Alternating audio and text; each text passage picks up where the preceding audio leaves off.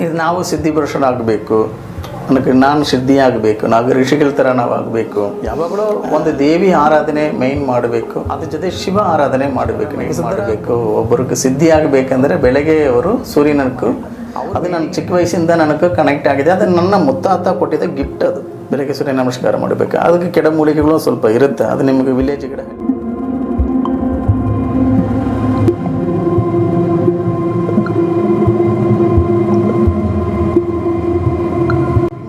ವಿಷಯಗಳು ಬರುತ್ತೆ. ಅದು ಯಾರು ರೆಕಾರ್ಡ್ ಮಾಡೋಕ್ಕಾಗಲ್ಲ, ಪ್ರೂಫ್ ತೋರ್ಸೋಕ್ಕಾಗಲ್ಲ. ಆ ಥರ ನಿಮಗೆ ಸಿದ್ಧಿ ಆಗಬೇಕಂದ್ರೆ ಫಸ್ಟು ಪೂಜಾರಿಗೆ ಸಿದ್ಧಿ ಆಗಬೇಕು. ಏನಂದರೆ ಅವರೇ ಡೈಲಿ ಎಷ್ಟು ಕೋಟಿ ಮಂತ್ರಗಳು ಹೇಳ್ಕೊಂಡಿದ್ದಾರೆ. ಆವಾಗ ನಾನು ಇವರ ಹತ್ರ ಈ ಥರ ವಿಷಯಗಳು ಮಾತಾಡೋಕ್ಕೆ ಹೋಗಿ ಅವ್ರಿಗೆ ಹೇಳಿದದು, ಇಲ್ಲ ಅದು ಒಂದು ಮೋಹಿನಿ ದೇವಿ ಏನೋ ಗುರು. ಏನಂದರೆ ನನ್ನ ಪ್ರಶ್ನೆ ಇಲ್ಲ, ಅವ್ರ ಹತ್ರ ನಾನು ಹೇಳ್ತೀನಿ, ನನಗೆ ಆನ್ಸರ್ ಕೊಡ್ತಾರೆ.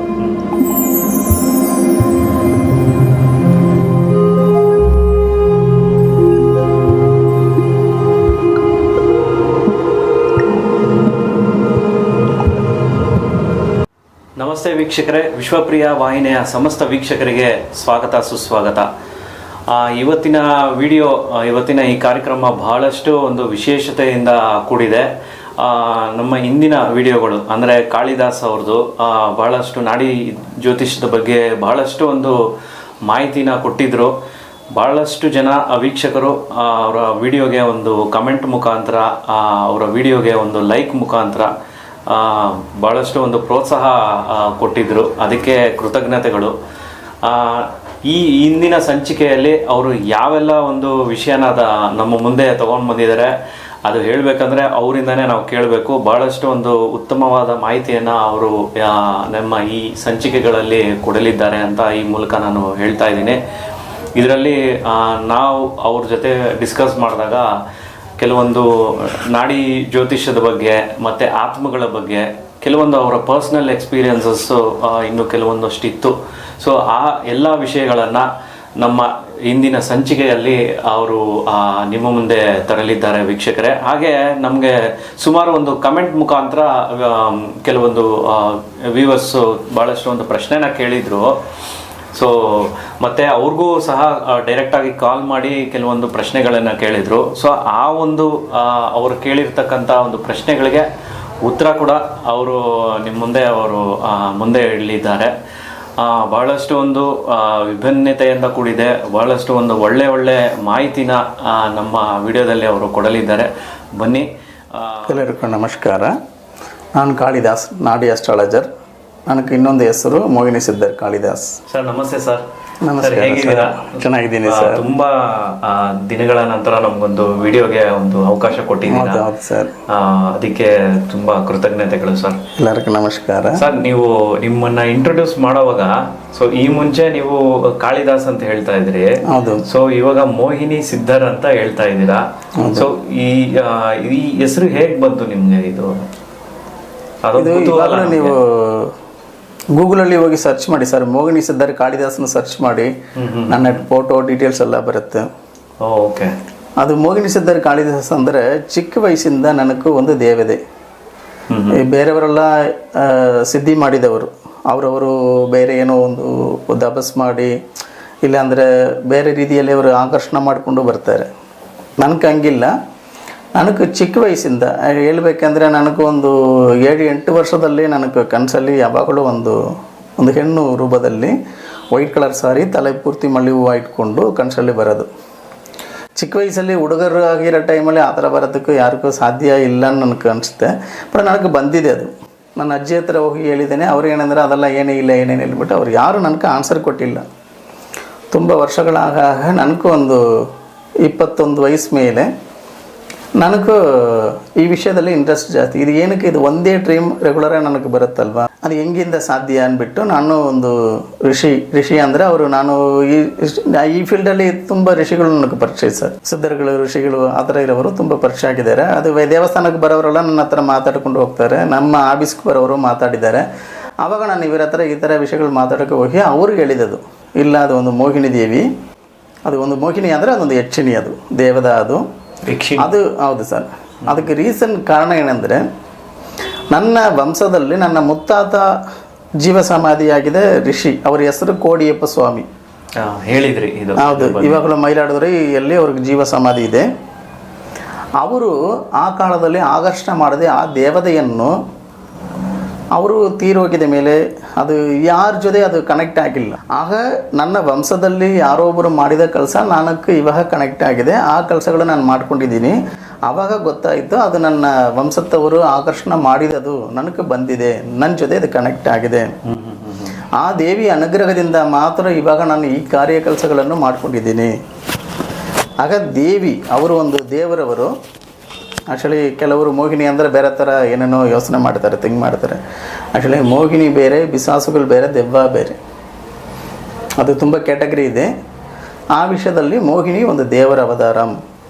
ಎಕ್ಸಾಂಪಲ್ ಹೇಳಬೇಕಂದ್ರೆ ಇವಾಗ ವಿಷ್ಣು ಕೂಡ ಮೋಹಿನಿ ಅವತಾರ ತಗೊಂಡಿದ್ದಾರೆ. ಹೌದು ಹೌದು. ಅಸುರ ಶಕ್ತಿಗಳನ್ನು ವಧ ಮಾಡೋಕ್ಕೆ ತಗೊಂಡಿದ್ದು ಒಂದು ಅವತಾರ. ಆಮೇಲೆ ಬಂದು ಅಮೃತ ಕೊಡೋಕ್ಕೆ ಒನ್ ಟೈಮ್ ಮೋಹಿನಿ ಅವತಾರ ತಗೊಂಡು ಆವಾಗಲೇ ಹಸುರನನ್ನು ಕಟ್ ಮಾಡಿ ಅದು ರಾಹುಕೇದು ಆಗಿದೆ. ಅದು ಹೌದು ಹೌದು. ಗ್ರಹದಲ್ಲಿ ನಮಗೆ 7 ಗ್ರಹ, ವೀಕ್ ಡೇಸಲ್ಲಿ ಸಂಡೇ ಟು ಸಾಟರ್ಡೆ.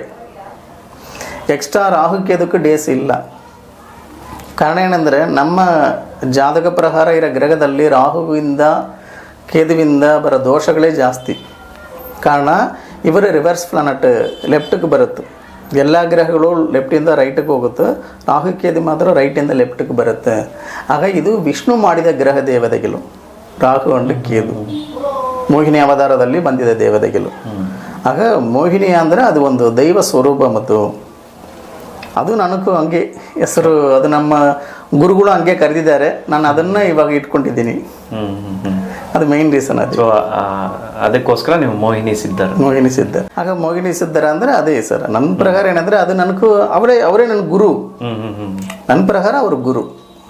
ದೇವತೆ ಇನ್ನು ಲೆಕ್ಕ ಅದು ನನಗೂ ಇಲ್ಲ, ಇಷ್ಟ ಆಗಿಲ್ಲ, ಏನೋ ಗುರು. ಏನಂದರೆ ನನ್ನ ಪ್ರಶ್ನೆ ಇಲ್ಲ, ಅವ್ರ ಹತ್ರ ನಾನು ಹೇಳ್ತೀನಿ, ನನಗೆ ಆನ್ಸರ್ ಕೊಡ್ತಾರೆ. ಈ ಜ್ಯೋತಿಷ ಶಾಸ್ತ್ರದಲ್ಲಿ ಕೂಡ ನಾನು ಶಾಸ್ತ್ರಗಳು ಹೇಳ್ಬೇಕಂದ್ರೆ ಅವರು ನನ್ನ ಗೈಡ್ ಮಾಡ್ತಾರೆ, ತುಂಬ ವಿಷಯದಲ್ಲಿ ಗೈಡ್ ಮಾಡಿದ್ದಾರೆ.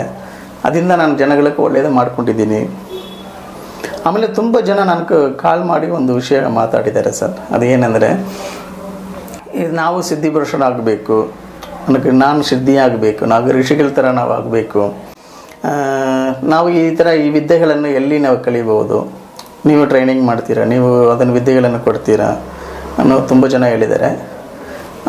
ನಾನು ಕೆಲವರ ಹತ್ರ ಡೈರೆಕ್ಟ್ ಕೂಡ ಬರೋಕ್ಕೆ ಹೇಳಿ ಮಾತಾಡಿದ್ದೀನಿ. ಮಾತಾಡಿದಲ್ಲಿ ಕೆಲವರು ಹೇಳಿದ ವಿಷಯಗಳೆಂದರೆ ಅವರು ಸ್ಟಾರ್ಟಿಂಗಲ್ಲಿ ನನ್ನ ಹತ್ರ ಸುಳ್ಳು ಹೇಳ್ತಾರೆ. ಒಂದು ವಿಷಯ ಏನಂದರೆ ಸರ್, ನಾನು ಓದಿದ ಪ್ರಕಾರ ತುಂಬ ಬುಕ್ಸ್ ವಿಷಯದಲ್ಲಿ ನಾನು ಓದಿದ್ದೇನೆ, ತುಂಬ ಬುಕ್ಸು. ಅದರಲ್ಲಿ ಒಬ್ಬರು ಸಿದ್ಧಿಯಾಗಬೇಕಂದ್ರೆ ನಿಜ ಹೇಳಬೇಕು, ಸುಳ್ಳು ಹೇಳಬಾರ್ದು. ಫಸ್ಟ್ ವಿಷಯ, ನೀವು ಸುಳ್ಳು ಹೇಳ್ತೀರಾ ಅಂದರೆ ಆ ಸಿದ್ಧಿ ಆಗಲ್ಲದು. ಸೆಕೆಂಡ್ ವಿಷಯ, ಕುಲದೈವದ ಆರಾಧನೆ ಸರಿಯಾಗಿ ಅವರು ಮಾಡ್ಕೊಂಡಿರಬೇಕು. ಥರ್ಡ್ ವಿಷಯ, ಮೂರನೇ ವಿಷಯಗಳು, ಅವ್ರಿಗೆ ಜಾಸ್ತಿ ಆಸೆಗಳಿರಬಾರ್ದು. ಹಣ ದುಡ್ಡು ಮಾಡಬೇಕು, ಅದು ಮಾಡಬೇಕು, ಇದು ಮಾಡಬೇಕು, ಆ ಥರ ಇಚ್ಛೆ ಇಟ್ಕೊಂಡು ಅವರು ಋಷಿಗಳಾಗಬೇಕು, ಸಿದ್ಧಾರ್ಥರಾಗಬೇಕಂದ್ರೆ ಅದೆಲ್ಲ ಸಾಧ್ಯ ಆಗಲ್ಲದು. ಇವಾಗಲೂ ಒಂದು ದೇವಿ ಆರಾಧನೆ ಮೈನ್ ಮಾಡಬೇಕು, ಅದ್ರ ಜೊತೆ ಶಿವ ಆರಾಧನೆ ಮಾಡಬೇಕು. ನೀವು ಸಿದ್ಧರಾಗ್ಬೋದು, ಎಲ್ಲರಿಗೂ ಅದಕ್ಕೂ ಯೋಗ ಇದೆ ಅಂದರೆ ಮಾಡ್ಬೋದು, ಧೈರ್ಯವಾಗಿ ಮಾಡಿರಿ. ಬಟ್ ಮೈನ್ ಅದಕ್ಕೂ ಶಿವ ಆರಾಧನೆ ಮಾಡಬೇಕು, ಶುದ್ಧವಾಗಿರಬೇಕು, ದೇಹ ಶುದ್ಧ, ಮನ ಶುದ್ಧಂ ಇರಬೇಕು. ಅದನ್ನು ಓದಿಕೊಂಡು ನೀವು ಯಾವಾಗಲೂ ಜಪದಲ್ಲಿರಬೇಕು. ಮೈನ್ ಸೂರ್ಯ ನಮಸ್ಕಾರ ಮೈನ್ ಮಾಡಬೇಕು. ಒಬ್ಬರಿಗೆ ಸಿದ್ಧಿ ಆಗಬೇಕಂದ್ರೆ ಬೆಳಗ್ಗೆ ಅವರು ಸೂರ್ಯನಕ್ಕೂ ಅವರು ವೆಯ್ಟಿಂಗಲ್ಲಿ ಇರಬೇಕು. ಸೂರ್ಯ ಬಂದು ನಮಗೆ ವೆಯ್ಟಿಂಗ್ ಇರಬಾರ್ದು. ಹೌದು. ನಾವು ಸೂರ್ಯ ಬರೋಕ್ಕೆ ಮುಂಚೆ ರೆಡಿಯಾಗಿ ಸ್ನಾನ ಮಾಡಿ 5:30-6 ಗಂಟೆಗೆ ಸೂರ್ಯನನ್ನು ನೋಡೋಕ್ಕೆ ನಾವು ರೆಡಿಯಾಗಿ ನಿಂತ್ಕೊಂಡಿರಬೇಕು. ಆಮೇಲೆ ಇನ್ನೊಂದು ಅರಳಿ ಮರದ ಕೆಳಗಡೆ ಕೂತ್ಕೊಂಡು ಓಂ ನಮಃ ಶಿವಾಯ, ಇಲ್ಲಾಂದರೆ ವಿಷ್ಣು ಮಂತ್ರ ಇರ್ಬೋದು, ಬ್ರಹ್ಮ ಮಂತ್ರ ಇರ್ಬೋದು, ಅದನ್ನು ಬೆಳಗ್ಗೆ ಡೈಲಿ ಎಳಬೇಕು. ಕಮ್ಮಿ ಅಂದರೆ ಒಂದು 1 ಅವರ್ ನೀವು ಒಂದು 108 ಸಾರಿ ಇಲ್ಲ 1008 ಟೈಮ್ ಕೂಡ ಓದ್ಬೋದು. ಆ ಮರದ ಕೆಳಗಡೆ ಕೂತ್ಕೊಂಡು ಎಷ್ಟು ನೀವು ದಬಸ್ ಮಾಡ್ತೀರೋ ಆ ಎನರ್ಜಿ ನಿಮಗೆ ಕ್ರಿಯೇಟ್ ಆಗುತ್ತೆ. ಏನಂದರೆ ನಿಮ್ಮ ತಲೆ ಮೇಲೆ ಒಂದು ಶಕ್ತಿ, ಏನಂದರೆ ಅದು ಕುಂಡಲಿ ಮೂಲಾಧಾರದಿಂದ ನಿಮಗೆ ಸ್ವಲ್ಪ ಎನರ್ಜಿ ಮೇಲೆ ಬರುತ್ತೆ. ತುಂಬ ಜನ ಏನಂದರೆ ಕುಂಡಲಿ ಹಂಗೆ ಸ್ಟ್ರೈಟಾಗಿ ಬರುತ್ತೆ, ಅದು ಒಂದೇ ಲೈನ್ ಹೇಳ್ಕೊಂಡಿದ್ದಾರೆ. ಆ್ಯಕ್ಚುಲಿ ಅದು 2 ಲೈನಲ್ಲಿ ಬರುತ್ತೆ ಸರ್, ಆವು ಥರ ಬರುತ್ತೆ. ಅದೇ ರಾಹುಕ್ಕೆ ಅದು ನಾನು ಹೇಳಿದ್ದೇನಲ್ವಾ, ಕುಂಡಲಿ ಯೋಗ ಶಕ್ತಿ ರಾಹುಕ್ಕೆ ಸಂಬಂಧಗಳೇ ಅದು. ಅದಕ್ಕೂ ನನಗೆ ಆಟೋಮೆಟಿಕ್ ಆಗಿದೆ, ನಾನು ಏನೂ ಮಾಡಿಲ್ಲ, ಯೋಗ ಮಾಡಿಲ್ಲ, ಪೂಜೆಗಳಿಗೇನೂ ಮಾಡಿಲ್ಲ. ಅದು ನನ್ನ ಚಿಕ್ಕ ವಯಸ್ಸಿಂದ ನನಗೆ ಕನೆಕ್ಟ್ ಆಗಿದೆ. ಅದು ನನ್ನ ಮುತ್ತಾತ ಕೊಟ್ಟಿದ್ದ ಗಿಫ್ಟ್ ಅದು. ಹೌದು. ಬಟ್ ಅದಕ್ಕೆ ಸಾಧನೆ ನೀವು ಹೊಸದಾಗಿ ಮಾಡಬೇಕಂದ್ರೆ ನಿಮ್ಮ ಮನಸ್ಸವರು ಯಾರೊಬ್ಬರು ಮಾಡ್ತಾರಂದರೆ ಈ ವಿಷಯದಲ್ಲಿ ನೀವು ಈಸಿಯಾಗಿ ಅದರಲ್ಲಿ ಬರ್ಬೋದು. ಏನಂದರೆ ಅವರ ಆತ್ಮಗಳ ಆಶೀರ್ವಾದದಿಂದ ನಿಮಗೆ ಈಸಿಯಾಗಿ ಬಂದುಬಿಡುತ್ತೆ, ನೀವು ಸಿದ್ಧಿಪುರುಷರಾಗ್ಬೋದು. ಇಲ್ಲ ಅಂದರೆ ಯಾರೋ ಒಬ್ಬರು ಗುರುಗಳ ಹತ್ರ ನೀವು 15 ವಯಸ್ಸಿಂದ ನೀವು ಅವರ ಹತ್ರ ಜೊತೆ ನಿಂತ್ಕೊಂಡು ಅವರ ಹತ್ರ ನೀವು ವಿದ್ಯೆಗಳನ್ನು ಕಲಿಬೇಕು. ಏನಂದರೆ ಚಿಕ್ಕ ವಯಸ್ಸಲ್ಲಿ ಏನಂದರೆ 15-18 ಏಜಲ್ಲಿ ನಿಮಗೆ ಎನರ್ಜಿ ಜಾಸ್ತಿ ಇರುತ್ತೆ ಮನಸ್ಸು ಶರೀರದಲ್ಲಿ. ಆಗ ಆ ಎನರ್ಜಿಯನ್ನು ಸೇವ್ ಮಾಡಬೇಕು. ತುಂಬ ಜನ ವೇಸ್ಟ್ ಮಾಡ್ತಾರೆ. ಹೌದು, ಅದು ಮೈನ್ ರೀಸನ್. ಏನಂದರೆ ನಿಮ್ಮ ಸುಕ್ಕಿಲ ಶಕ್ತಿ ಶರೀರದಲ್ಲಿ ಮೂಲಾಧಾರದಲ್ಲಿ ಇರೋದು ಅದು ಮೈನ್ ಶಕ್ತಿ. ಅದೇ ದೇವಾಮೃತಂ ಥರ ಅದು. ಆ ಎನರ್ಜಿಯನ್ನು ನೀವು ಎಷ್ಟು ವೇಸ್ಟ್ ಮಾಡ್ತೀರೋ ಅದು ನಿಮಗೂ ಆಮೇಲೆ ಎನರ್ಜಿ ಹೋಗ್ಬಿಡುತ್ತೆ, ಶಕ್ತಿ ಬರಲ್ಲ. ಅದು ಅಂತ ಇದ್ದೀರಾ ಅಂದರೆ ವೀರ್ಯ ಶಕ್ತಿ, ನೀವು ವೀರ್ಯ ಶಕ್ತಿ ಮೈನ್ ಕುಂಡಲಿ ಯೋಗದಲ್ಲಿ ಅದೇ ಮೈನ್ ಶಕ್ತಿ. ಅದು ಮೇಲೆ ಬರಬೇಕು, ಕೆಳಗಡೆ ಹೋಗಬಾರ್ದು. ಆಗ ಅದನ್ನು ನೀವು ಕಂಟ್ರೋಲ್ ಮಾಡಬೇಕು. ತುಂಬ ಜನ ಏನಂದರೆ ಹೆಣ್ಣಸ್ತ್ರೀಗಳು ನೋಡಿಕೊಂಡು ಇರೋವ್ರಿಗೆ ಅದು ಆಗಲ್ಲ, ಅದು ಸಾಧ್ಯ ಆಗಲ್ಲ. ಏನಂದ್ರೆ ಶಕ್ತಿ ಅವರು ನಿಮ್ಮ ಹತ್ರ ಇರೋ ಶಕ್ತಿಯನ್ನು ತೊಗೊಂಡು ಬಿಡ್ತಾರೆ ಅವರು. ಆಗ ಹೆಣ್ಣು ಸ್ತ್ರೀ ವಿಷಯದಲ್ಲಿ ದೇವರ ಥರ ನೋಡ್ತೀರಿಲ್ಲ ಅಂದರೆ ಅವ್ರಿಗೆ ನಿಮ್ಮ ಆಶೀರ್ವಾದ ಬರುತ್ತೆ, ಅವರಿಂದ ನಿಮಗೆ ಅನುಕೂಲ ಆಗುತ್ತೆ, ಒಳ್ಳೇದಾಗುತ್ತೆ. ಒಂದು ಹೆಣ್ಣು ಸ್ತ್ರೀ ಅಂದರೆ ಅವರು ದೇವರ ಥರ ನೋಡಬೇಕು. ಅದಕ್ಕೆ ತುಂಬ ಜನ ಕಾಮಾಖ್ಯ ಟೆಂಪಲ್ ಅಸ್ಸಾಮಲ್ಲಿ ಹೋಗಿ ಅಲ್ಲಿ ಹೆಣ್ಣು ಸ್ತ್ರೀಗಳನ್ನು ದೇವರ ಥರ ಪೂಜೆಗಳು ಮಾಡಿಕೊಂಡು ಅವರು ಆಶೀರ್ವಾದ ತೊಗೊಂಡು ಬರೋರು ತುಂಬ ಜನ ಇದ್ದಾರೆ. ಸಿದ್ಧಿಪುರುಷರುಗಳು ಮೈನ್ ರೀಸನ್ ಅಲ್ಲಿ ಹೋಗಿ ಬರೋದಕ್ಕೆ ಮೈನ್ ರೀಸನ್ ಏನಂದರೆ ಅದೇ ಆ ಶಕ್ತಿ ಎನರ್ಜಿ ಅಲ್ಲಿಂದ ಬರುತ್ತೆ. ಆಗ ನಾರ್ತ್ ಇಂಡಿಯಾದಲ್ಲಿ ಕಣ್ಣಿ ಪಾದ ಪೂಜೆಗಳು ಜಾಸ್ತಿ ಸರ್. ಹಂಗೆ ಸ್ತ್ರೀಗಳಿಗೆ ಪಾದ ಪೂಜೆಗಳು ತುಂಬ ಮಾಡ್ತಾರೆ. ಬಟ್ ಅದನ್ನು ಸೌತಿನಲ್ಲಿ ಜಾಸ್ತಿ ಮಾಡಿಲ್ಲ. ಅದು ಒಂದು ಮಾಡಬೇಕು. ಸಿದ್ಧಿಪುರುಷಗಳಾಗಬೇಕಂದ್ರೆ ಮೈನು ಸ್ತ್ರೀ ಆಶೀರ್ವಾದ ಇರಬೇಕು. ಏನಂದರೆ ಅವರ ಆಶೀರ್ವಾದ ಇದೆ ಅಂದರೆ ಮಾತ್ರ ನಿಮಗೂ ಮೈನ್ ಫಸ್ಟ್ ಸ್ಟಾರ್ಟಿಂಗಲ್ಲಿ ಶುಕ್ರ ಗ್ರಹಂ ವರ್ಕ್ ಆಗುತ್ತೆ. ಆಮೇಲೆ ಗುರು ಗ್ರಹಂ. ಏನಂದರೆ ಮೂಲಾಧಾರದಲ್ಲಿ ಇರೋದು ಶುಕ್ರ, ಹೊಟ್ಟೆಯಲ್ಲಿರೋದು ಮಾತ್ರ ಗುರು. ಆಮೇಲೆ ನಿಮಗೆ ಒவ்வೊಂದು ಗ್ರಹಗಳು ಆಕ್ಟಿವೇಟ್ ಆಗಿ ಲಾಸ್ಟ್ ಸೂರ್ಯನಲ್ಲಿ ಬಂದು ಸ್ಟಾಪ್ ಆಗುತ್ತೆ. ನಾನು ಅದಕ್ಕೆ ನಿಮಗೆ ಸ್ಟಾರ್ಟಿಂಗಲ್ಲಿ ಹೇಳಿದೆ, ಸೂರ್ಯ ನಮಸ್ಕಾರ ಮಾಡಬೇಕು, ಬೆಳಗ್ಗೆ ಸೂರ್ಯ ನಮಸ್ಕಾರ ಮಾಡಬೇಕು. ಅದಕ್ಕೆ ಗಿಡಮೂಲಿಕೆಗಳು ಸ್ವಲ್ಪ ಇರುತ್ತೆ, ಅದು ನಿಮಗೆ ವಿಲೇಜ್ ಕಡೆ ಹಳ್ಳಿ ಕಡೆ ಸಿಗ್ಬೋದು. ಅದು ಬೇಕಂದರೆ ನಾನು ತೋರಿಸ್ತೀನಿ.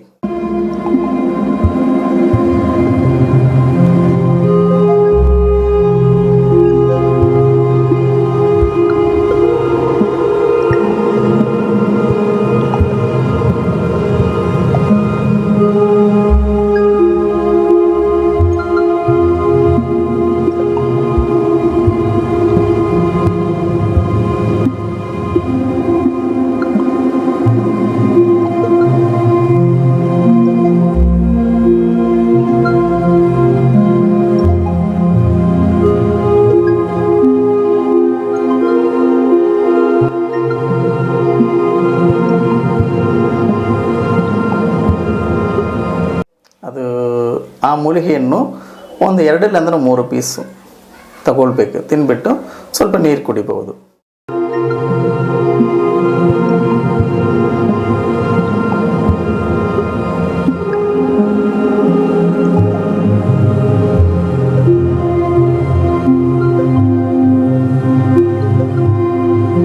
ಆಹಾರ ವೆಜಿಟೇಬಲ್ಸು ಜಾಸ್ತಿ ತಿನ್ನಬೇಕು, ಫ್ರೂಟ್ಸ್ ಜಾಸ್ತಿ ತಗೊಳ್ಳಿ. ತುಂಬ ಮುಖ್ಯ ಸರ್. ಇವಾಗ ಹೈಬ್ರಿಡ್ ಫುಡ್ ಇರುತ್ತಲ್ವ, ಅದು ತಗೊಳ್ಬಾರ್ದು. ಬೀಜ ಇಲ್ಲದ ಫುಡ್ಡಲ್ಲಿ ಎನರ್ಜಿ ಇರಲ್ಲ. ಏನಂದರೆ ನೀವು ಏನು ಊಟ ಮಾಡ್ತೀರೋ ಅದೇ ನಿಮ್ಮ ಎನರ್ಜಿ. ಆ ಎನರ್ಜಿ ಮುಖಾಂತರ ಮಾತ್ರ ನಿಮ್ಮ ಬ್ರೈನ್ ವರ್ಕ್ ಆಗುತ್ತೆ. ಆಗ ನಿಮ್ಮ ವೈಬ್ರೇಷನ್ ಶಕ್ತಿ ಪ್ರಪಂಚದಲ್ಲಿ ಇರೋ ಶಕ್ತಿ ಜೊತೆ ಕನೆಕ್ಟ್ ಆಗಬೇಕಂದ್ರೆ ಮೇನ್ ಬೀಜಗಳು ಇರೋ ನ್ಯಾಚುರಲ್ ಫುಡ್ಡು ನೀವು ತಗೊಳ್ಬೇಕು. ತುಂಬ ಕೆಮಿಕಲ್ ಫುಡ್ಡು, ಹೈಬ್ರಿಡ್ ಫುಡ್ಡು, ಇವದರ ಏನೋ ಹೈಜಿನಿಕ್ ಹೇಳ್ಬಿಟ್ಟು ಏನೇನೋ ಮಾಡ್ತಾರೆ ಅವರು, ಪ್ಯಾಕೆಟ್ ಫುಡ್ಸ್ ಎಲ್ಲ ಯೂಸ್ ಮಾಡ್ತಾರೆ. ಬಟ್ ಈ ಥರ ಫುಡ್ ತಗೊಳ್ತೀರಾ ಅಂದ್ರೆ ನಿಜವಾಗ್ಲೂ ನಿಮಗೆ ಸಿದ್ಧಿ ಆಗೋ ಚಾನ್ಸಸ್ಸೇ ಇಲ್ಲ. ಆಮೇಲೆ ಮೇನ್ ಫುಡ್ ಕಂಡೀಷನ್. ಅದಕ್ಕೆ ಆ ಕಾಲದಲ್ಲಿ ಗುರುಗಳದಲ್ಲಿ ಅವರು ಕೊಡೋ ಊಟಗಳೇ ಬೇರೆ, ಫುಡ್ ಕಂಡೀಷನೇ ಬೇರೆ, ಅಲ್ಲಿ ಸಿಸ್ಟಮೇ ಬೇರೆ. ಇವಾಗ ಏನಂದರೆ ಎಲ್ಲ ಸಿಸ್ಟಮ್ ಸರಿ ಇಲ್ಲ. ನೀವು ಅದನ್ನು ಫಾಲೋ ಮಾಡಬೇಕು. ಆವಾಗ ನೀವು ಹೇಳ್ಬೇಕಂದ್ರೆ ನಾನು ಹೇಳಿದ ಪ್ರಕಾರ ಒಂದು 100 ವರ್ಷ ನೀವು ಬ್ಯಾಕ್ ಹೋಗಬೇಕು. 100 years ಬ್ಯಾಕ್ ಹೋಗಿ ಆ ಸಿಸ್ಟಮ್ ಹೆಂಗಿರುತ್ತೆ, ಓಲ್ಡ್ ಸಿಸ್ಟಮ್ ಹೆಂಗಿದೆ ಅದನ್ನು ನೀವು ಫಾಲೋ ಮಾಡಿ. ಆವಾಗ ನಿಮಗೆ ಸಿದ್ಧಿ ಆಗ್ಬೋದು, ಸಿದ್ಧಿ ತಗೊಳ್ಬೋದು. ನೀವು ಪೂಜೆ ಪುನಸ್ಕಾರ ಮಾಡಿ ಅದರಿಂದ ಶಕ್ತಿ ತಗೊಳ್ಬೋದು. ನೀವು ವೇದ ಮಂತ್ರಗಳು ಓದಿಕೊಂಡು ಸಿದ್ಧಿ ಆಗಬೇಕಂದ್ರೆ ಆಗಲ್ಲ. ವೇದಗಳು ಜಸ್ಟ್ ಅದೊಂದು ಎಮರ್ಜೆನ್ಸಿ ಮೆಡಿಸನ್ ಅಷ್ಟೇ. ಆ ಥರ ನಿಮಗೆ ಸಿದ್ಧಿ ಆಗಬೇಕಂದ್ರೆ ಫಸ್ಟು ಪೂಜಾರಿಗೆ ಸಿದ್ಧಿ ಆಗಬೇಕು. ಏನಂದರೆ ಅವರೇ ಡೈಲಿ ಎಷ್ಟು ಕೋಟಿ ಮಂತ್ರಗಳು ಹೇಳ್ಕೊಂಡಿದ್ದಾರೆ. ಅವ್ರಿಗೆ ಸಿದ್ಧಿ ಆಗಬೇಕಲ್ವ, ಅದನ್ನು ಸಾಧ್ಯ ಆಗಲ್ಲ. ಮಂತ್ರಗಳಲ್ಲಿ ಹೇಳ್ಕೊಂಡು ಸುಮ್ಮನೆ ನಾನು ಎಲ್ಲ ಓದಿದ್ದೇನೆ, ನನಗೆ ಎಲ್ಲ ಮಂತ್ರಗಳು ಗೊತ್ತು ಅಂದರೆ ಇಲ್ಲ. ಆ್ಯಕ್ಚುಲಿ ನೀವು ಇರೋ ಮಂತ್ರಗಳೇ ಒರಿಜಿನಲ್ ಅಲ್ಲ. ಕಲಿಯುಗ ಯಾವಾಗ ಸ್ಟಾರ್ಟ್ ಆಗಿದೆಯೋ ಆವಾಗಲೇ 4 ವೇದಗಳನ್ನು ತಗೊಂಡೋಗಿ ವೇದಾರಣ್ಯಂನ ಒಂದು ಊರಿದೆ, ಅದು ಆ್ಯಕ್ಚುಲಿ ತಮಿಳ್ನಾಡಲ್ಲಿ ಇದೆ. ಆ ವೇದಾರಣ್ಯಂ, ಅದು ಊರ ಹೆಸರೇ ವೇದಾರಣ್ಯಂ. ವೇದಾರಣ್ಯಂ ಅಂದರೆ ವೇದಗಳನ್ನು ಅಲ್ಲಿ ಭೂಮಿ ಒಳಗಡೆ ಹಾಕಿ ಅದ ಮೇಲೆ ಶಿವನ ದೇವಸ್ಥಾನ ಮಾಡಿ 18 ಭೂತಗಣಗಳನ್ನು ಅಲ್ಲಿ ಕಾಪಾಡೋಕ್ಕೆ 18 ಭೂತಗಣಗಳು ಅಲ್ಲಿದೆ. ಆ ಊರಲ್ಲಿ ವೇದಗಳಿರುತ್ತೆ, ಯಾರಿಗೂ ಗೊತ್ತಾಗಬಾರ್ದು. ಆವಾಗ ಫ್ಯೂಚರ್ನಲ್ಲಿ ಜನರೇಷನ್ ಬಂದು ಅವ್ರು ಓದೋಕ್ಕೆ ಏನೋ ಒಂದು ಬೇಕಲ್ವಾ, ಅದಕ್ಕೆ ಮಾಡಿದೆ ಇವಾಗ ಇರೋ ವೇದಂ. ಇವಾಗ ಇರೋದು ಒರಿಜಿನಲ್ ವೇದಮಲ್ಲ, ಒರಿಜಿನಲ್ ಮಂತ್ರಗಳಲ್ಲ. ಅದು ತುಂಬ ಮಂತ್ರಗಳು ನಮ್ಮ ಆದಿ ಶಂಕರಾಚಾರ್ಯ ಗುರುಗಳು ಮಾಡಿದ್ದು, ಗಾಯತ್ರಿ ಮಂತ್ರಗಳೆಲ್ಲ ಇವಾಗ ಮಾಡಿದ್ದು. ಒರಿಜಿನಲ್ ವೇದಗಳು, ಒರಿಜಿನಲ್ ಮಂತ್ರಗಳಿಲ್ಲ. ಇನ್ನೊಂದು 5ನೇ ವೇದಂ ಒಂದು ಇದೆ, ತುಂಬ ಜನಗಳಿಗೆ ಅದು ಗೊತ್ತಿಲ್ಲ. ನಾವು ಚತುರ್ವೇದಂ 4 ವೇದ ಮಾತ್ರ ನಾವು ಮಾತಾಡ್ಕೊಂಡಿರೋದು. ಪಂಚಮ ವೇದ, ಹೌದು, ಪಂಚಮ ವೇದಂ ಒಂದು ಇದೆ. ಅದು ಎಲ್ಲಿ ಹೋಗಿದೆ ಅಂದರೆ, ಯಾವಾಗ ಬ್ರಹ್ಮಣಕ್ಕೂ 5 ತಲೆ ಸ್ಟಾರ್ಟಿಂಗಲ್ಲಿ, ಒಂದು ತಲೆ ಯಾವಾಗ ಕಟ್ ಮಾಡಿದಾರೋ ಆ ತಲೆಯಲ್ಲಿ 5ನೇ ವೇದಂ ಇದೆ, 5th ವೇದಂ. ಅದೇ ಥರ ಯುಗದಲ್ಲಿ 5 ಯುಗಂ. ಇವಾಗ ನಾವು ಫಾಲೋ ಮಾಡ್ಕೊಂಡಿರೋದು 4 ಯುಗ ಮಾತ್ರ. ಅಂದ 5ನೇ ಯುಗಂ ಕಲಿಯುಗಂ ಜೊತೆ ಜಾಯಿಂಟ್ ಆಗುತ್ತೆ. ಇವಾಗ 4th ಯುಗಂ ಕಲಿಯುಗಂ ರನ್ನಿಂಗಲ್ಲಿ ಇದೆ. ಈ ಯುಗದಲ್ಲಿ ಒಂದು 50% ಯುಗ ಆಗಿದ ಮೇಲೆ ಮನುಷ್ಯ ಆತ್ಮಗಳು, ಮನುಷ್ಯ ಜನ್ಮಂ ಇರಲ್ಲ, ಮನುಷ್ಯನೇ ಇರಲ್ಲ ಹೇಳ್ಬೇಕಂದ್ರೆ. ಅದು ಎಷ್ಟು ಜನರೇಷನ್ ಆಗುತ್ತೆ ಹೇಳೋಕ್ಕಾಗಲ್ಲ. ಇನ್ನೊಂದು 15 ಇಲ್ಲಾಂದ್ರೆ 20,000 ಇಯರ್ಸಲ್ಲಿ ಜನಗಳು ಮನುಷ್ಯನೇ ಇರಲ್ಲ, ಆ ಥರ ಸಿಚುವೇಶನ್ ಬಂದುಬಿಡುತ್ತೆ. ಏನಂದರೆ ಇವಾಗಲೇ ನೋಡ್ರಿ, ಮನುಷ್ಯ ಸ್ವಲ್ಪ ಕಮ್ಮಿ ಆಗ್ತಾರೆ. ತುಂಬ ಜನಗಳಿಗೆ ಮಕ್ಕಳಿಲ್ಲ, ಎನರ್ಜಿ ಇರಲ್ಲ. ಇಲ್ಲಾಂದರೆ ಒಂದು ಯುದ್ಧದಲ್ಲಿ ಮನುಷ್ಯ ತೀರೋಗ್ತಾನೆ, ನೋವು ಬಂದು ತೀರೋಗ್ತಾನೆ. ಈ ಥರ ಒಬ್ಬರ ಮೇಲೆ ಒಬ್ರಿಗೆ ಇಂಟ್ರೆಸ್ಟ್ ಇರಲ್ಲ. ಲೈಫ್ನಲ್ಲಿ ಯಾವುದೂ ಇಂಟ್ರೆಸ್ಟ್ ಇಲ್ಲ. ಇವಾಗಲೇ ಸ್ವಲ್ಪ ಗೊತ್ತಾಗುತ್ತೆ, ಅದೇ ಥರ ಆಗುತ್ತೆ. ಆ ಥರ ಆಗಿ ಮನುಷ್ಯರು ಇರಲ್ಲ. ಒಂದು ಮನುಷ್ಯ ಒಂದು ಜನ್ಮಂ ಥರ ಯಾರೂ ಇರಲ್ಲ. ಬೇರೆ ಬೇರೆ ಹೊಸ ಪ್ರಾಣಿಗಳು, ಜೀವರಾಶಿಗಳು ಬಂದುಬಿಡುತ್ತೆ. ಅದು ಕಲಿಯುಗಂ ಎಂಡಾಗಿ ಆಮೇಲೆ ಇನ್ನೊಂದು ಯುಗಂ 5th ಯುಗಂ ರನ್ ಆಗುತ್ತೆ. 5th ಯುಗದಲ್ಲಿ ರೀಫ್ರೆಶ್ ಆಗುತ್ತೆ ಭೂಮಿ, ತಿರ್ಗಾ ಫಸ್ಟಿಂದ ಸ್ಟಾರ್ಟ್ ಆಗುತ್ತೆ. ಅಂದರೆ 5ನೇ ಯುಗ ಅಂತ ಹೇಳ್ತಾ ಇದ್ದೀರಲ್ಲ, 5ನೇ ಯುಗಂ ಏನಂದರೆ ಅದು ಹೇಳಿಲ್ಲ ಬ್ರಹ್ಮಶಾಸ್ತ್ರದಲ್ಲಿ. ಕಾರಣ ಏನಂದರೆ ಅದು ಕಲಿಯುಗ ಜೊತೆ ಮೆರ್ಜ್ ಆಗಿ ಒಂದೇ ಯುಗಂ ಥರ ರನ್ ಆಗುತ್ತೆ. ಅಂದರೆ ಸತ್ಯಯುಗನ ನೀವು ಹೇಳ್ತಾ ಅದು 5ನೇ ಯುಗಮೇ ಜಾಸ್ತಿ ವರ್ಷ. ಅದು ಒಂಥರ ಭೂಮಿಗೆ ರೆಸ್ಟ್ ಕೊಟ್ಟಿರ್ತಾರೆ, ಅದು ಭೂಮಾದೇವಿಗೆ. ಏನಂದರೆ ಈ ಭೂಮಾದೇವಿ ವಿಷ್ಣು ಹೆಂಡ್ತಿ, ಶ್ರೀದೇವಿ ಭೂದೇವಿನ ಹೇಳ್ತೀವಿ. ಅದರಲ್ಲಿ ಭೂಮಾದೇವಿ ಬಂದು ವಿಷ್ಣು ಹೆಂಡ್ತಿ, ಗಂಗಾದೇವಿ ಬಂದು ಶಿವನ ಹೆಂಡ್ತಿ. ಬೇರೆ ಸ್ವರೂಪಗಳೆಲ್ಲ ಶಿವ ಸ್ವರೂಪ. ಆಗ ಈ ಶಿವ ವಿಷ್ಣು ಇಬ್ಬರು ಸೇರಿಸಿ ಇನ್ನೊಂದು ಯುಗದಲ್ಲಿ ಅವರು ಭೂಮಿಯನ್ನು ರಿಫ್ರೆಶ್ ಮಾಡ್ತಾರೆ. ಅದು ಹೊಸದು ಥರ. ಏನಂದರೆ ಯಾವ ಕರ್ಮಗಳು ಇರಬಾರ್ದು. ನೆಕ್ಸ್ಟು ಹೊಸ ಯುಗ ಬಂದ ಮೇಲೆ ಮನುಷ್ಯರು ಬರ್ತಾರೆ. ಈ ಮನುಷ್ಯರು ಅಂದರೆ ಈ ಮನುಷ್ಯರಲ್ಲ, ಬೇರೆ ಥರ ಮನುಷ್ಯ. ಅಂದರೆ ಯಾವ ಥರ ಮನುಷ್ಯರು ನೀವು ಹೇಳೋ ಪ್ರಕಾರ? ಇವಾಗ ನಮ್ಮ ಥರ ಇಲ್ಲ ಸರ್. ಅವರು ಏಲಿಯನ್ಸ್ ಥರ ಬೇರೆ ರೂಪದಲ್ಲಿ ಇರ್ತಾರೆ. ಇವಾಗಲೂ ನೀವು ಓಲ್ಡ್ ಸ್ವರೂಪ ನೋಡಬೇಕಂದ್ರೆ ಸೀರ್ಗಾಡಿನ ಒಂದು ದೇವಸ್ಥಾನ ಇದೆ ತಮಿಳ್ನಾಡಲ್ಲಿ. ಸೀರ್ಗಾಡಿ ಅಲ್ಲಿ ಸಟ್ಟೈನಾಥ ಸ್ವಾಮಿ ಟೆಂಪಲ್. ಅಸಲಿ 64 ಭೈರವರಿಗೆ ಹೆಡ್ ಟೆಂಪಲ್ ಅದು. ಈ ಮುಂಚೆ ಹೇಳಿದ್ರಿ ನೀವು. ಹೌದು, ಅಲ್ಲಿ ಏಲಿಯನ್ಸ್ ಥರ ಶಿವ ಸ್ವರೂಪಂ ಇರುತ್ತೆ. ಅದು 11 ತಿರುಕೈಲಾಯಂ ನೋಡಿದ್ದಕ್ಕೆ ಸಮಾನ ಆ ದೇವಸ್ಥಾನ. ಚಿದಂಬರಮಿಂದ ಹತ್ತಿರ ಆಗುತ್ತೆ. 11 ನೀವು ಹೇಳಿದ್ದು 11 ತಿರುಕೈಲಾಯಂ ಅಂದರೆ 11 ಟೈಮ್ ನೀವು ತಿರುಕೈಲಾಯಂ ಹೋಗಿ ನೋಡಿಕೊಂಡು ಬಂದಿದ್ದ ಬಲಾಬಲನ್ ಈ ದೇವಸ್ಥಾನ ಒಂದು ಟೈಮ್ ಹೋಗಿ ಬಂದಿದ್ದವರಿಗೆ ಸಿಕ್ಬಿಡುತ್ತೆ. ಇನ್ನೊಂದು ಎಲ್ಲ ಕೋರ್ಟ್ ಕೇಸು ತೊಂದರೆಗಳು, ಪ್ರಾಬ್ಲಮ್ ಎಲ್ಲ ಸಾಲ್ವ್ ಆಗುತ್ತೆ. ಸಿರ್ಗಾಡಿ ಸಟ್ಟೈನಾಥ ಸ್ವಾಮಿ ಟೆಂಪಲ್. ಸಟ್ಟೈನಾಥರ ಅಂದರೆ ನರಸಿಂಹರನ್ನು ವಧೆ ಮಾಡಿ ಸಟ್ಟೈ ಥರ ಶರ್ಟ್ ಥರ ಹಾಕ್ಕೊಂಡಿದ್ದ ಶಿವ, ಅದೇ ಭೈರವ. ಅವರು ಆದಿ ಭೈರವರ್, ಎಲ್ಲ ಭೈರವರಿಗೂ ಹೆಡ್ ಅವರು. ಈ ದೇವಸ್ಥಾನ ಹೋಗಿದವರಿಗೂ ಎಲ್ಲ ದೋಷಗಳು ಪರಿಹಾರ ಆಗುತ್ತೆ. ஆனால் ತುಂಬ ಜನಗಳಿಗೆ ಗೊತ್ತಿಲ್ಲ ಅದು. ಏನಂದರೆ ಕಲಿಯುಗದಲ್ಲಿ ಎದು ನಿಜಾನ ಯಾರಿಗೂ ಗೊತ್ತಾಗಲ್ಲ. ಗೊತ್ತಾಗಬಾರ್ದೇ ಕಲಿಪುರುಷ ಆ ಥರ ಮಾಡ್ಕೊಂಡಿರೋದು. ಹೌದು ಹೌದು, ಆ ಥರ ತುಂಬ ವಿಷಯಗಳಿದೆ ಸರ್. ನಾನೇ ಓದಿದ್ದು ಇಷ್ಟೇ.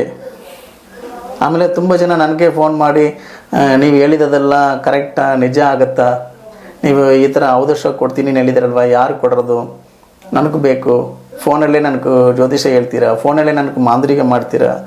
ತುಂಬ ಜನ ಆ ಥರ ಮಾತಾಡಿದ್ದಾರೆ. ಸರ್, ಫೋನಲ್ಲಿ ಯಾವ ವಿಷಯಗಳು ಮಾಡೋಕ್ಕಾಗಲ್ಲ. ಇನ್ನೊಂದು, ನೀವು ಫೋನಲ್ಲಿ ಮಾತಾಡಿದ ತಕ್ಷಣ ಒಂದು ರಿಸಲ್ಟ್ ಬೇಕಂದ್ರೆ ಅದು ಯಾರು ಮಾಡೋಕ್ಕಾಗಲ್ಲ. ದೇವರೇ ಆ ಥರ ಮಾಡಲ್ಲ. ನಮ್ಮ ಗುರುಗಳು ಅಗಸ್ತ್ಯರು 1000 ವರ್ಷ ತಪಸ್ ಮಾಡಿ ಶಿವನನ್ನು ನೋಡಿದ್ದಾರೆ. ಎಷ್ಟೋ ಋಷಿಮುನಿಗಳು ಎಷ್ಟೋ ವರ್ಷಗಟ್ಟಲೆ ತಪಸ್ ಮಾಡಿ ಆಮೇಲೆ ಶಿವನನ್ನು ನೋಡಿ ವರ ತಗೊಂಡಿದ್ದಾರೆ. ನೀವು ಒಂದು ಸೆಕೆಂಡಲ್ಲಿ, ಒಂದು ಅವರಲ್ಲಿ, ಇಲ್ಲ ಒಂದು ದಿನದಲ್ಲಿ ಇದೆಲ್ಲ ಸಾಧ್ಯ ಆಗಬೇಕಂದ್ರೆ ಸಾಧ್ಯ ಆಗಲ್ಲ. ಅದು ಫಸ್ಟು ನೀವು ಯಾರನ್ನು ನೀವು ತಿಳ್ಕೊಳ್ಳಿ. ನೀನು ಯಾರು, ನೀವು ಏನಕ್ಕೆ ಭೂಮಿಗೆ ಬಂದಿದ್ದೀರಾ, ನಾವು ಮಾಡ್ಕೊಂಡಿರೋ ಕೆಲಸ ಏನು, ನಮ್ಮಿಂದ ಜನಗಳಿಗೆ ಏನಾಗುತ್ತೆ, ಭೂಮಿಗೆ ಏನು ಒಳ್ಳೇದಾಗುತ್ತಾ, ಇಲ್ಲ ನಮ್ಮ ಲೈಫಲ್ಲಿ ನಮಗೆ ಒಳ್ಳೇದಾಗುತ್ತಾ, ನಮ್ಮ ಶರೀರದಲ್ಲಿ ಇರೋ ಶಕ್ತಿಯನ್ನು ನಾವು ಕಂಟ್ರೋಲ್ ಮಾಡೋಕ್ಕಾಗುತ್ತಾ. ಫಸ್ಟ್ ನಿಮಗೆ ನೋವು ಬಂದಿದೆ ಅಂದರೆ ನೀವು ನೋವು ಬೇಡ ಅನ್ನೋದ್ರೆ ಅದು ಸ್ಟಾಪ್ ಆಗುತ್ತಾ? ಇಲ್ಲ. ಹೊಟ್ಟೆ ಹಸು ಬರುತ್ತೆ, ಅವಾಗ ಸ್ಟಾಪ್ ಮಾಡಿ ಅಂದ್ರೆ ಸ್ಟಾಪ್ ಆಗಲ್ಲ. ಅದು ಸ್ಲೀಪಿಂಗ್ ಮೋಡ್ ನಮ್ಮದು. ನಾವು ಸ್ಲೀಪಿಂಗ್ನಲ್ಲಿ ನಿದ್ರೆಯಲ್ಲಿ ಇರೋ ಟೈಮಲ್ಲಿ ಏನೇನೋ ಕನಸುಗಳು ಬರುತ್ತೆ, ಅವಾಗ ಏನಾಗುತ್ತೆ ನಮಗೆ ಗೊತ್ತಾಗಲ್ಲದು. ஆனால் ನಮ್ಮ ಒಳಗಡೆ ನಮ್ಮ ಆತ್ಮ ವರ್ಕ್ ಆಗುತ್ತೆ, ಬ್ರೈನ್ ವರ್ಕ್ ಆಗುತ್ತೆ, ಹಾರ್ಟ್ ವರ್ಕ್ ಆಗುತ್ತೆ, ಎಲ್ಲ ಪಾರ್ಟ್ಸ್ಗಳು ಆಟೋಮೆಟಿಕ್ಕಾಗಿ ವರ್ಕಿಂಗಲ್ಲೇ ಇರುತ್ತೆ. ஆனால் ನಮಗೆ ಏನೂ ಗೊತ್ತಾಗಲ್ಲ. ಡ್ರೀಮ್ನಲ್ಲಿ ಏನೇನೋ ವಿಷಯಗಳು ಬರುತ್ತೆ, ಅದು ಯಾರೂ ರೆಕಾರ್ಡ್ ಮಾಡೋಕ್ಕಾಗಲ್ಲ, ಪ್ರೂಫ್ ತೋರ್ಸೋಕ್ಕಾಗಲ್ಲ.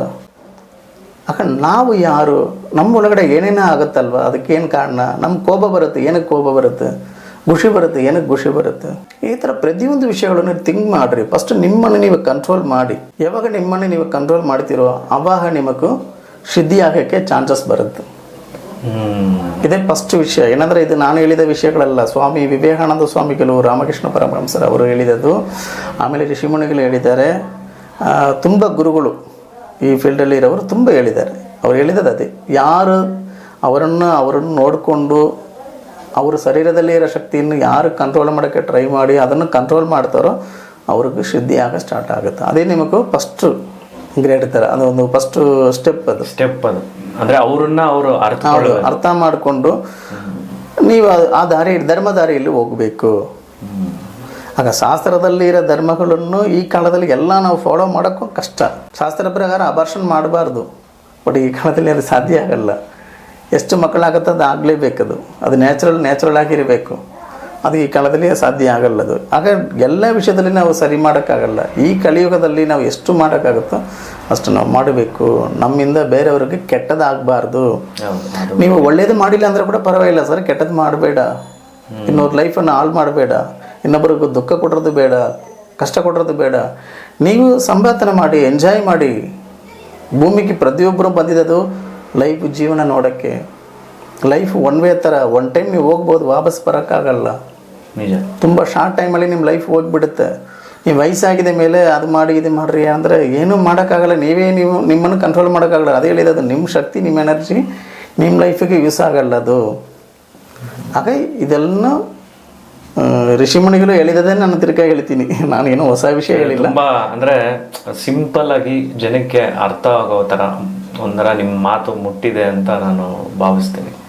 ಅದೇ ಸರ್, ನನ್ನ ವಿಷಯ ಅದೇ ಸರ್. ಎಲ್ಲರಿಗೂ ಅರ್ಥ ಆಗಬೇಕು, ಅವರವ್ರ ಲೈಫ್ ಅವರವರು ಎಂಜಾಯ್ ಮಾಡಬೇಕು, ಸಂತೋಷವಾಗಿರ್ಬೇಕು. ಹೌದು, ಅದು ನಿಮ್ಮ ಲೈಫ್ ನೋಡಿಕೊಂಡು ಸಂತೋಷವಾಗಿ ಖುಷಿಯಾಗಿರ್ಬೇಕು. ನೀವು ಬೇರೆಯವ್ರ ವಿಷಯಗಳೆಲ್ಲ ಮುಟ್ಟಕ್ಕೆ ಹೋಗ್ಬೇಡ. ನಿಜ.